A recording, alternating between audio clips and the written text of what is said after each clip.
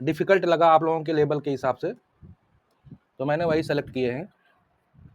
तो इसमें सबसे पहला क्वेश्चन देखिए, let x1 x2 x3 dot dot xn be a random sample of size n from Bernoulli distribution. अब ये जो दिया हुआ है ना b1 थीटा है ना, ये क्या है, ये आपका बर्नौली डिस्ट्रीब्यूशन है ना।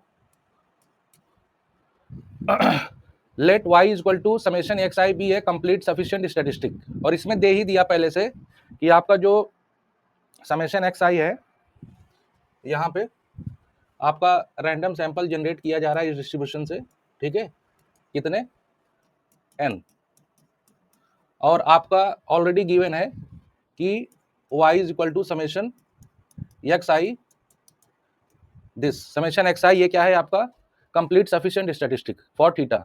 तो हम लोग जानते हैं कि बर्नौली डिस्ट्रीब्यूशन हो या बाइनोमियल डिस्ट्रीब्यूशन हो, उसमें ये आपका क्या होता है, सफिशिएंट और कंप्लीट दोनों, है ना।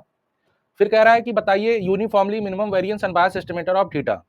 तो बेटा uniformly minimum variance unbiased estimator की डेफिनेशन यही होती है कि वो जो आएगा एस्टिमेटर, ठीक है, इसमें पूछ रहा है थीटा का UMVE, तो जो आएगा एस्टिमेटर वो फंक्शन किसका होगा, वो फंक्शन होगा y का, ठीक है ना। तो हम लोग चलो निकालते हैं कि अनबायस्ड एस्टिमेटर क्या होगा इसका, थीटा का। तो अच्छा एक बात बताइए, अगर एक्स आई आपका बर्नौली डिस्ट्रीब्यूशन फॉलो कर रहा है बेटा, तो y is equal to summation x i, ये क्या फॉलो करेगा, बाइनोमियल डिस्ट्रीब्यूशन, है ना।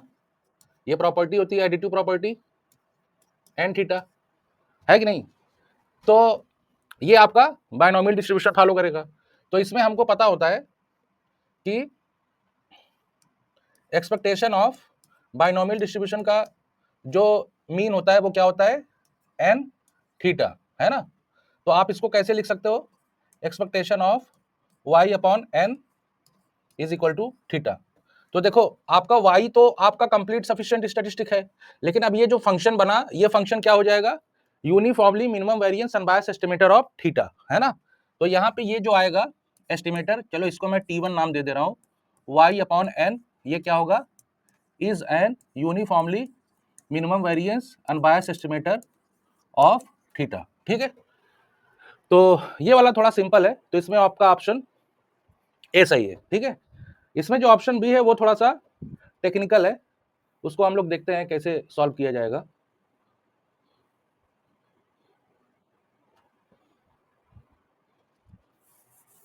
अब इसमें आपका जो पूछ रहा है वो पूछ रहा है थीटा स्क्वायर का, थीटा स्क्वायर का हमको निकालना है uniformly minimum variance unbiased estimator, ठीक है ना। तो सबसे पहले बेटा हमने क्या यहाँ पे निकाला कि आपका y आपका बाइनोमियल डिस्ट्रीब्यूशन फॉलो कर रहा है ना, तो वेरिएंस ऑफ y क्या होता है बाइनोमियल डिस्ट्रीब्यूशन में, n थीटा 1 माइनस थीटा, है ना बेटा। तो अब देखो वेरिएंस ऑफ y को आप कैसे लिख सकते हो, expectation of y square minus expectation of y और ये स्क्वायर, और ये क्या हो जाएगा n थीटा, अब चाहो तो इसको अंदर ले लो n थीटा स्क्वायर, ठीक है।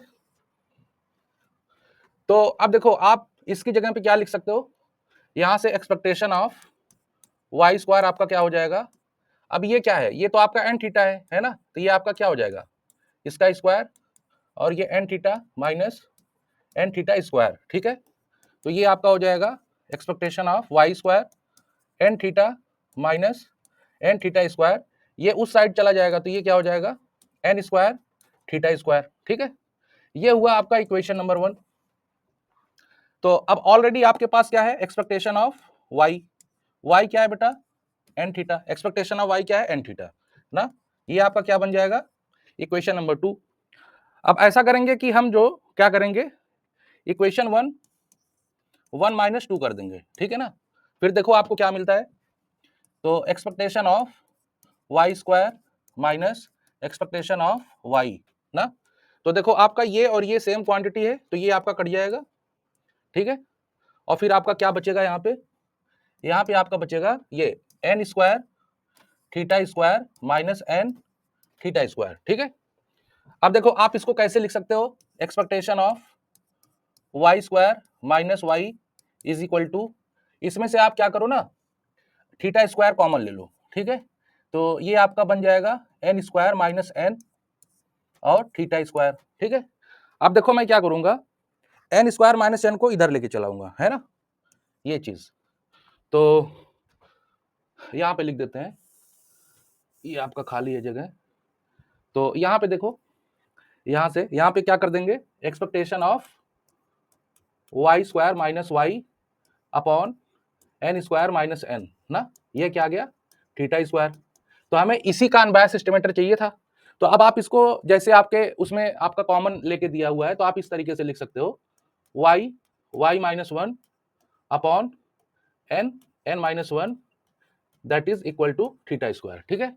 तो देखो ये जो क्वांटिटी आपको दिख रही है, this is the uniformly minimum variance unbiased estimator, ठीक है। अब देखो आपका ऑप्शन में इसमें कौन सा मैच कर रहा है, इसमें आपका ऑप्शन बी, ठीक है। समझ में आया बच्चों?